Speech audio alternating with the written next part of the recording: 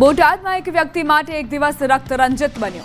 પરિચિતના ત્યાં જમવા તો ગયો, પરંતુ કફનમાં લપેટાઈને આવ્યો।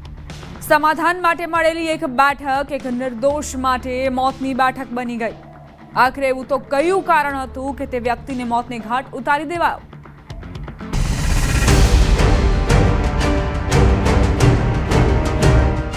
આ છે બોટાદનું ટાઉન પોલીસ સ્ટેશન કે જ્યાંના પ્રાંગણમાં એ 6 વ્યક્તિઓને બેસાડવામાં આવ્યા છે કે જેઓએ કંઈ પણ વિચાર્યા વગર એવા કૃત્યને અંજામ આપી દીધો કે જે કોઈ સુનિયોજિત કાવતરાનો ભાગ પણ નહોતો।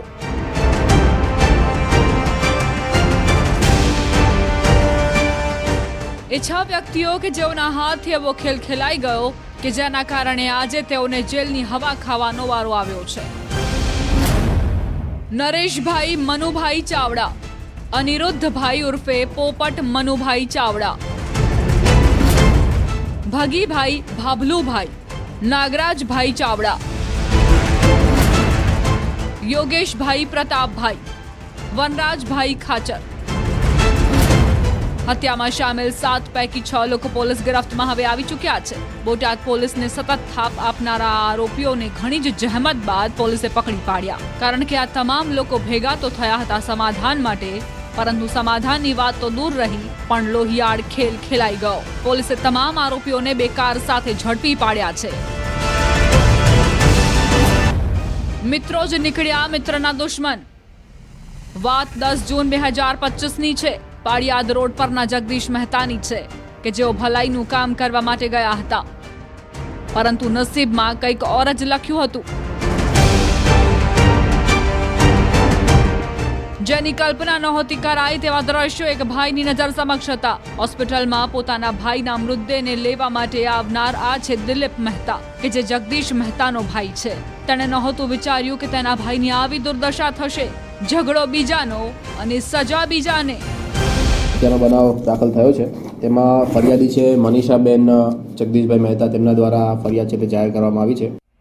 જી હા, ઘટના ચોંકાવનારી હતી દિલીપ માટે કે તેના ભાઈની હત્યા તેના જ પરિચિતોએ કરી નાખી, પરંતુ તે પરિચિતો અન્ય કોઈ નહીં, તેના જ મિત્રો હતા। બોટાદના પાળિયાદ રોડના સૂર્યા ગાર્ડન હોટેલ પાસેની આ ઘટના છે કે જ્યાં જમીન પર લોહીના નિશાન હતા। એ સ્થળ કે જે ઘડીકભર માટે સમરાંગણ બની ગયું હતું અને જગદીશ મહેતાને ઉતારી દેવાયો હતો મોતને ઘાટ। ખૂનથી લથપથ કરી દેવાયો હતો, જ્યાં પોલીસે તેની પર એક એલ્યુમિનિયમનું સાધન મૂકી પુરાવા રૂપે ઢાંકી દીધું છે। 38 વર્ષીય જગદીશ મહેતા પોતાના પરિચિત મહિલા મિત્ર હેતલ સોલંકીના ઘરે જમવા ગયા હતા। તે દરમિયાન કેટલાક લોકો ધસી આવ્યા અને તેમની પર કર્યો હતો હુમલો। મિત્રો સાથે અને અન્ય વ્યક્તિઓ સાથે બોલાચાલી થયેલ હતી અને આ બોલાચાલી દરમિયાન ઉશ્કેરાઈ જઈ અને વિવિધ વ્યક્તિઓએ આ લોકો ઉપર હુમલો કરી અને તેમને તીક્ષ્ણ હથિયાર અને ધોકા વગેરે વડે આવી અને ગાડીમાં આવી અને એક મારી અને તેમની હત્યા કરી છે। પ્રેમ લગ્નના સમાધાન માટે બેઠક થઈ, મિત્રો જ નીકળ્યા હત્યારા। જાણવા મળ્યા મુજબ જગદીશ મહેતા તેના મહિલા મિત્રના ઘરે જમવા બેઠા હતા। તે સમયે તેની દીકરી કે જેણે પ્રેમ લગ્ન કરેલા તેના સમાધાન માટે વાતચીત ચાલી રહી હતી। આ તરફ જગદીશ મહેતા હેતલબહેનના ઘરે જમી ઊભા થયા, જે બાદ સમાધાન માટે આવેલા 7 લોકો વચ્ચે વાતચીત શરૂ થઈ। આ દરમિયાન જગદીશ મહેતા અને 7 આરોપીઓ વચ્ચે ધીરે ધીરે માથાકૂટ શરૂ થઈ અને તે ઘર્ષણ એ હદે ઉગ્ર બની ગયો કે 7 લોકો ભાન ભૂલી બેઠા અને સમાધાન બાબતે ભેગા થયેલા જગદીશ મહેતા પર ઘાતકી હુમલો કરી દીધો। લોહીથી લથપથ કરી દીધા જગદીશ મહેતાને। સમાધાન માટે ભેગા થયેલાઓમાં નરેશ ચાવડાએ હુમલો કર્યો કે તેનું જોઈ અન્ય લોકો પણ ઉશ્કેરાઈ ગયા હતા અને તમામે તીક્ષ્ણ હથિયારો અને ધોકા તેમજ પાઇપ વડે મારામારી કરી જગદીશને મોતની આગોશમાં ધકેલી દીધો। લોહીથી લથપથ હાલતમાં જગદીશને સોનાવાલા હોસ્પિટલ લઈ જવાયો, પરંતુ તેની હાલત ગંભીર થતા વધુ સારવાર મળે તે પહેલા જ તેનું મોત નીપજ્યું હતું। હેતલબેન સોલંકીની જે દીકરી છે તેના પ્રેમ લગ્ન બાબતે સમાધાનની વાતચીત ચાલતી હતી અને આ દરમિયાન જે આરોપી નરેશભાઈ છે તે નરેશભાઈએ ઉશ્કેરાઈ જઈ અને આ જે મરણ જનાર છે તેમના ઉપર હુમલો કર્યો હતો અને ત્યારબાદ અન્ય ઇસમોએ આવી અને તેમની સાથે માથાકૂટ કરી અને બોલાચાલી કરી છે। અંદરો અંદર કાંઈક જૂના વેર ઝેર રાખ્યા છે અને એ બાબતે એમને હત્યા કરી ગઈ છે।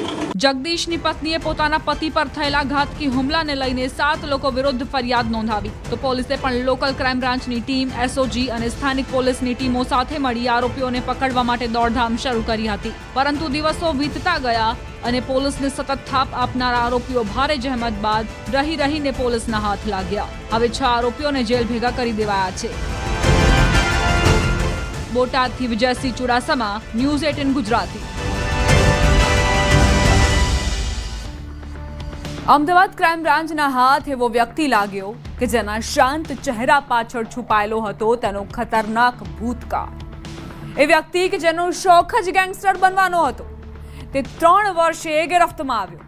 સાલ્વી સકંજામાં કેવી રીતે આવ્યો જોઈએ.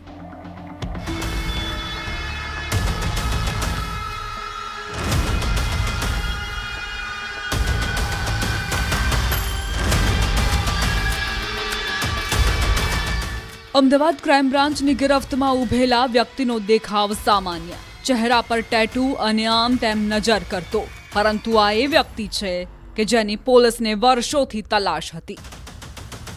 3 વર્ષ બાદ હાથ લાગ્યો આરોપી.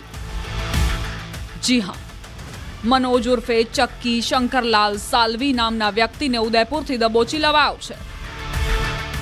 મનોજ લોરેન્સ બિશ્નોઈ ગેંગ માટે કામ કરે છે. એ વાતની જાણ ત્યારે થઈ હતી જ્યારે વર્ષ 2022માં એટીએસના હાથ એક વ્યક્તિ લાગ્યો. એટીએસ દ્વારા એલિસ બ્રિજ વિસ્તારમાંથી એક રૂપાલાલ સોલંકીની એક વિદેશી વેપન સાથે ધરપકડ કરવામાં આવેલી, જેની પૂછપરછ દરમિયાન તેને તે વેપન છે એ હાલના આરોપી મનોજ સાલ્વીએ આપેલું હોવાનું જણાતા તેને જે તે વખતે નાસ્તા ફરતા તરીકે દર્શાવેલ હતા, જેથી ઉદયપુરની અંદરથી ક્રાઇમ બ્રાન્ચે આરોપીની ધરપકડ કરી છે. નાનપણથી જ ગેંગસ્ટર બનવાનો શોખ.